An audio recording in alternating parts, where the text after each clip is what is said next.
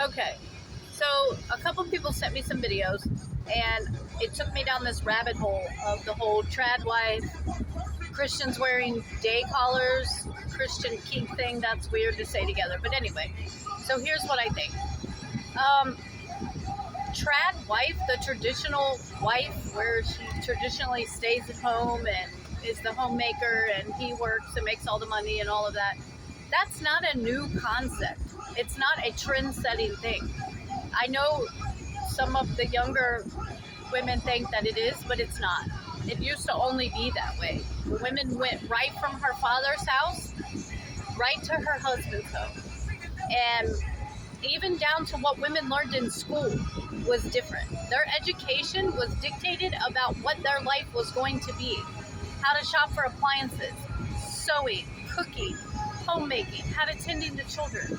If you go back and look at all the reading material that women had, it was how to make their man happier and how to behave and keep themselves as small as possible. And when the man would come home from work, you weren't supposed to bother him with your problems because he's had such a stressful day at work, because you staying at home tending to children, how could that possibly be anything but just your role? And how could that possibly outweigh his frustrations at the office all day?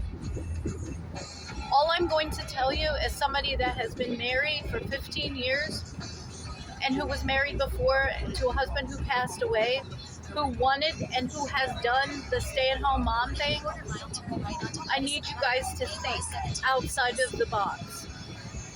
What happens if he gets hurt and he's not able to be the breadwinner? And I need you to think outside the box about your mental health. When you have no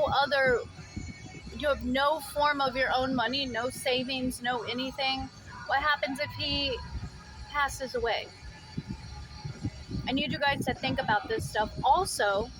And I don't wish divorce on anybody, but if you think that the same man that you're sitting next to, this loving, kind, generous, I'll always be there to take care of you, is going to be that same kind of man when you're sitting across the table with the divorce lawyers, you are sadly mistaken. And not just men, but women too. For the men who want the stay-at-home wife, that want her to be there with the laundry folded and dinner cooked, you need to think past what's going on right now. Because if you think that if, heaven forbid, that time comes to where you guys are separating, if you don't think that you won't be paying child support and or alimony until well over those kids are 18, I need you to think outside the box. Hey, whatever works in your marriage. I couldn't mentally handle staying home with my kids and just staying home 24/7. I couldn't mentally handle it anymore. I have a lot of mental health stuff that needs me to be out talking to people that are adults besides what's going on Bluey or Blue's Clues or whatever's going on in that world. Whatever makes you happy. I don't think shaming anybody is a good idea for how they live. But what you start out sometimes doesn't end up the way that you think it's going to. It's not a new fad.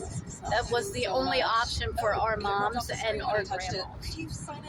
But seeing all of these women go through divorces and have no option, and they have no written job experience to speak of, but yet they've been running a household and taking care of every member of that household for 25, 30 years.